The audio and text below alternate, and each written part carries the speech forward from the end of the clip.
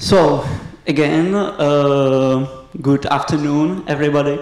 The title of my talk, Unholy Alliances, Preliminary Remarks on the Esoteric Interaction with Black Metal, is of course a reference to Christian Dornbusch and his famous book, Unheilige Allianzen.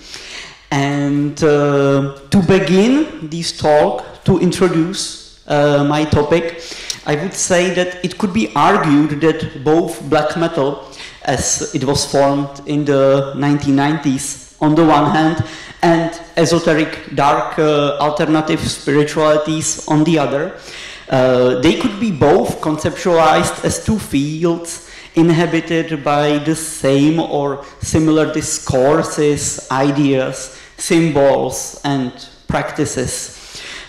One could see this, for example, in anti-Christianity, interest in various adversarial spiritual beings, such as Satan, nature romanticism, focused on darker aspects of existence and on the critique of modernity.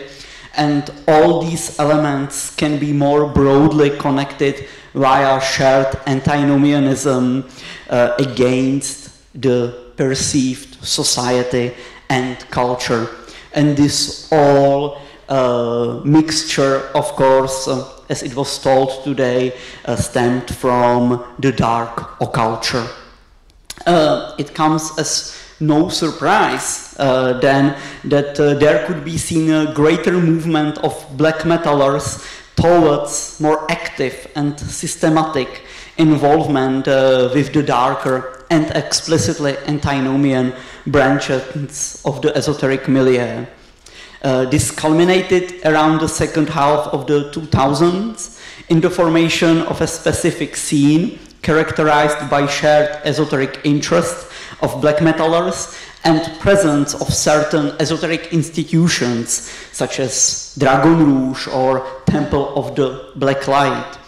The resultant scene was coined as ritual black metal by Kenneth Granholm, who described this development in his article quoted below, Ritual Black Metal, Popular Music as Occult Meditation and Practice.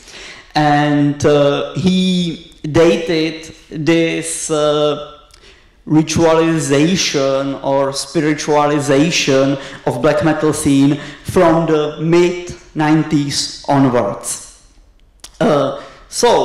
But as the movement from black metal to esoteric milieu was already described by him, the aim of this presentation is to provide evidence for the opposite attention from the perspective metal in religion, as we were informed today. And my point is, I want to focus on how are certain established esoteric actors actively interested in black metal, either as a field used for dissemination of their own ideas and practices, or as an object of reflection in their own esoteric writings.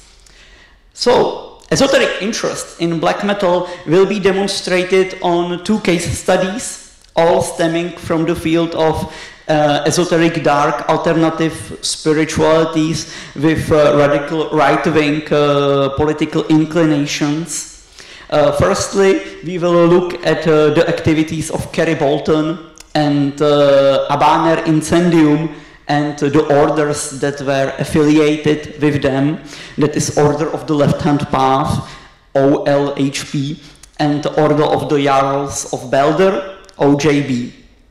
It should be noted that Abaner changed his gender to female and now uses a new name, Abihelas Dottir, since this is the most known and up-to-date name of the individual. I will refer to them in this talk as Abi and she, even in instances when a text is signed by the name Abaner Incendium. So, this will be the first case study, And the second, socio-esoteric reflections on black metal by Philemite traditionalist Sebastian Jahic will be examined. The choice of actors was influenced mainly by their time span, since the first one was mainly active in the first half of the 90s, while the latter publishes his esoteric writings from 2010 onwards. It should be here also noted that my abstract also included Michael Moynihan and his famous book Lords of Chaos. Michael Moynihan could be identified as esoteric heathen, but unfortunately I do not have time to talk about him, and since a lot of you have read this book, I changed the number of case studies to 2. So, the first choice was influenced by their time span, and the second, less intellectual factor influencing the choice was my own previous academic acquaintance with these thinkers. The case studies will be followed then by concluding remarks. So, to begin, the first case study, New Zealander Kerry Bolton has been active in radical right-wing politics since the early 70s. In 1990, he founded a new satanic group, Order of the Left-Hand Path, and in Order's terms, Satan represents an entropic force in nature, ensuring balance between creation and destruction, and also a power forcing the individual and a society to evolve in the overcoming of all their limitations. However, today's West cannot properly tap into this satanic potential due to the dominance of the so-called Nazarene or Magian worldview. And for Order, that means Christianity, Judeo-Christianity, and its modern egalitarian derivatives.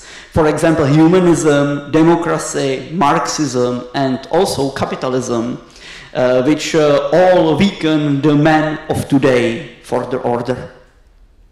Today's Satanist thus must rebel against this Magian status quo and presents Satan in his life to become the new Nietzschean Superman above all limitations and to put the West back into its proper evolutionary track. So, this was the ideology, and shortly after its founding, the Order was also joined by Abby Hellasdottir, young student with certain contacts with the emerging black metal scene, who also became a member of the Order of the Jarls of Balder, another right-wing satanic heathen group with somehow similar ideology founded by Stephen Cox in the 1990s. Order quickly gained substantial following not only in its homeland in New Zealand, but also abroad, most importantly in Australia, USA, Finland, and also in Poland. There, one of its main advocates was Jacek Szczepanski, I hope that I'm pronouncing it correctly, from the famous black metal band Xantotol, who distributed the texts of the Order via a network of black metal musicians known as the Temple of the Infernal Fire. However, the interest in the Order gradually faded away among its members, and the Order was disbanded in years 97, 98, we are not quite sure, under a new name, Order of the Deork Fire. Bolton then embarked on more purely political projects, while Hellasdottir became more focused on her own ambient music, book design, and Nordic spirituality. So, for present purposes, the main point of interest should be the magazine Key of Aloser, originally published by Hellasdottir and Bolton, and then from the year 94, purely by Hellasdottir and her Shadowlight Press. Unfortunately, the exact whereabouts about the end of the zine are unknown to me. The last volume known to me is 7, published in the year 96, and after that I'm not quite sure, more documentary research is needed. The first 4 or 5 issues of Key of Alloser can be perceived as a combination of classic black metal zine, composed of interviews with musicians, music reviews, and scene reports, and of an occult journal with articles on various esoteric topics and pagan mythologies. In the first issues, there can be seen clear engagement of Bolton and Hellasdottir with the discourses present in black metal. Bolton himself later commented in the already mentioned Lords of Chaos that his interest in metal stemmed from the desire to show the blasphemous metalers that Christianity was just one product of the Nazarene or Magian worldview and paradigm, as you can read in this citation. Furthermore, it was Bolton himself that directly accepted Szczepansky's contact and correspondent with him. Second issue of Key of Alloser, thus from the year 93, thus contained, for example, Bolton's essay The Nature of Satanism. The text begins by addressing metalers and their obsessive need to continuously blaspheme against Christianity, which for Bolton signals their compliance to Christian paradigm. Bolton then briefly introduces his and others' understanding of Satan as a life-affirming evolutionary force in the nature, and please metalers to accept his view. The article is then concluded by an ad for and a catalogue of the publications of the Order of the Left-Hand Path. Second issue also contained a special part dedicated to the OJB and the interviews with black metal musicians who were members of this order.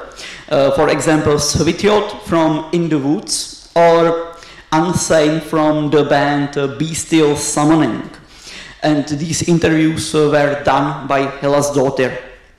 In these interviews, she asks the musicians about their involvement with the OJB and what they themselves value on the organizations, which could be interpreted as an aim to show the readers benefits of the order from the experiences of various black metalers. However, Hellasdottir, the sole editor of the journal from 94 onwards, became progressively less interested in black metal, and the genre slowly occupied less and less space in the zine at the expense of occult and political articles.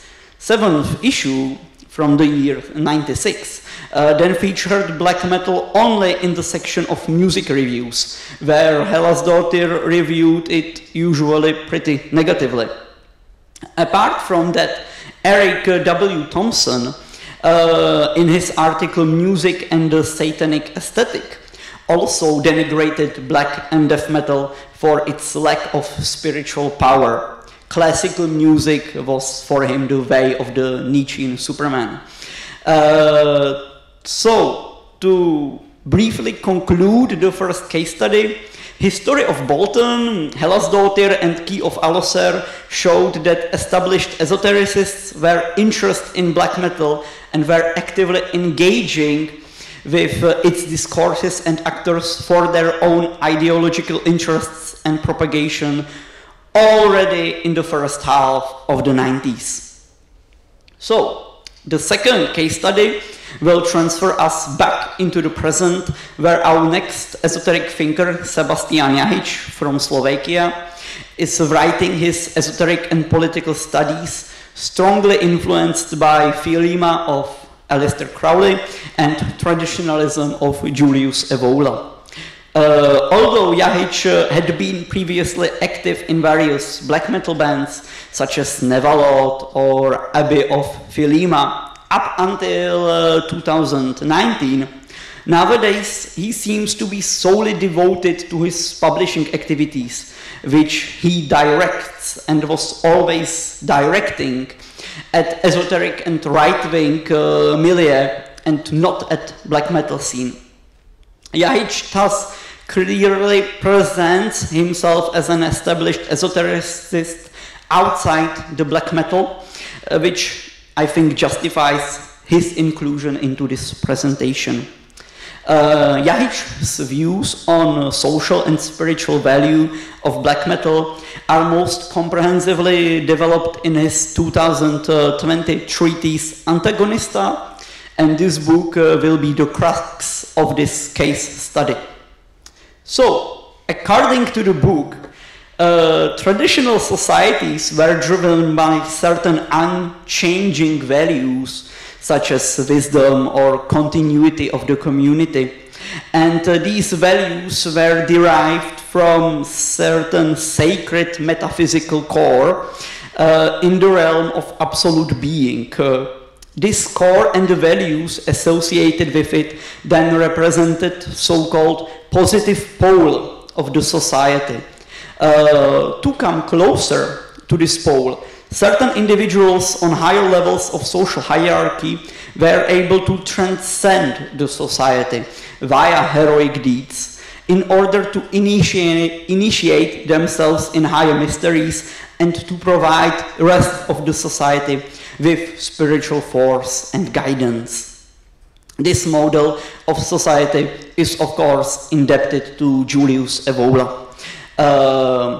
Though, according to Jahič, modern Western society lost this traditional orientation towards the positive pole due to its insistence on Judeo-Christian values of equality of all its members, their individual freedom and plurality of their values.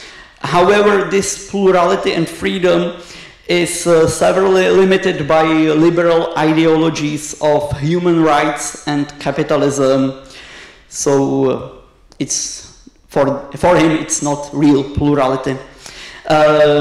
Due to the focus on equality and plurality, any transcendence of mainstream condition towards the positive pole today is impossible, which renders only one type of transcendence feasible, and that is transcendence of normality via crime and other transgressions of morality, resulting in the social expulsion of the individual.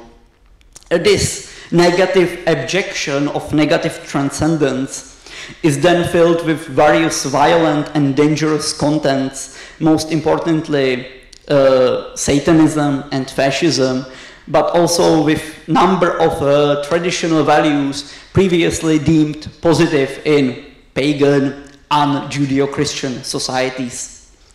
Jahič sees precisely black metal from its second wave onwards as the most aptly expressing this negative transcendence in the current world, with black metal's fascination with crime, violent Satanism, pagan values, and flirtation with fascist themes. In their urge to transcend the negative power of blasphemy, in their urge to transcend the homogenizing secular condition, black metalers thus cannot but choose the negative path of blasphemy, crime and transgression, and that even despite black metal's more traditionalistic pagan component. However, due to its purely negative transcendence, mainstream society can easily neutralize black metal's revolutionary and spiritual potential and use its violent negativity as a deterrent example to further strengthen its own structures. Another neutralization of black metal then came with the creation of distinct black metal subculture, representing just another commodified lifestyle in complete accordance with mainstream superficial pluralism. Negative transcendence of black metal or any other counterculture thus for Jahič cannot reach traditional spiritual and socio-political goals. So to achieve at least some form of positive transcendence towards actual spiritual initiation and to develop any feasible social change, modern individuals cannot follow this example.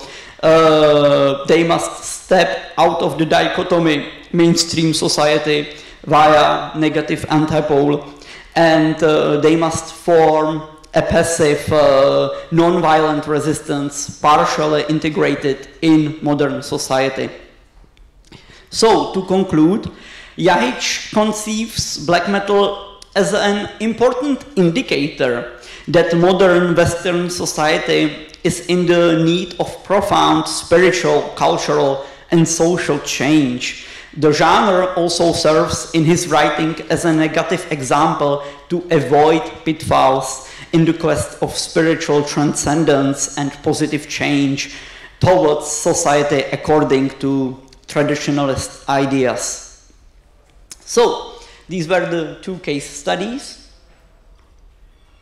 And to conclude, I hope that these case studies showed an ongoing active interest of established esoteric actors in black metal from the early 90s on, either mostly as a field for propagating their own ideas, that was the case with Bolton and Hellasdottir, or as a predominantly as a cultural movement worthy of esoteric reflection.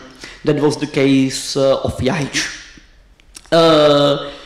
According to me, the main catalyst of this esoteric involvement should be seen in the presence of similar discourse, symbols, practices in these two fields that provide common topics, common interest, and also common language of communication. But of course, further research focused on the means of communication and interaction is needed. As the first case study further showed, black metalers weren't afraid of joining esoteric organizations already in the first half of the 90s, as we see with Order of the Jarls of Balder. And esoteric orders OLHP or OJB could be conceived as active actors within the international underground black metal scene at that time. Tendencies for greater spiritualization of a portion of a black metal scene and its active involvement with esoteric milieu are thus, for me, according to me, slightly older than Granholm expressed. He dated it to the mid-90s. As a consequence of this talk, it is needed to study not only discourses, esoteric discourses within black metal, but I think also the broader thematic field of discourses on black metal with its esoteric discussion. In this way, we will be able to fully account for the presence of the esoteric in black metal and the interaction between black metalers and established esoteric actors, or more broadly, alternative spiritual actors. However, to do so, much more historical and other research is needed. And I hope that this research will show and explain transcendence of the boundaries between the musical and the esoteric in late modernity. But I think that the main conclusion is that much more research is needed. So this is all, and I'm thankful for your attention, and right now there is a place for discussion.